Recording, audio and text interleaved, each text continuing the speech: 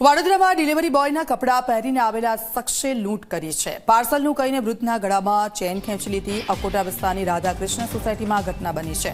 Chain સ્નેચિંગની ઘટના સીસીટીવીમાં કેદ થઈ છે। પોલીસે સીસીટીવીના આધારે તપાસની કામગીરી શરૂ કરી છે। એક્ટિવા પર આવેલો શખ્સ ચેન ખેંચીને ફરાર થઈ ગયો। તો અકોટા વિસ્તારની આ ઘટના છે। પાર્સલનું કહીને વૃદ્ધના ગળામાંથી ચેન ખેંચી લીધી।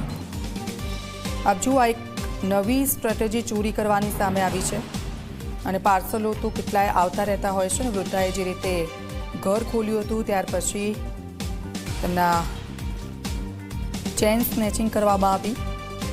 એક્ટિવા પર આવેલો શખ્સ ચેન ખેંચીને ફરાર થઈ ગયો। આ સમગ્ર ઘટના સીસીટીવીમાં સામે આવી છે।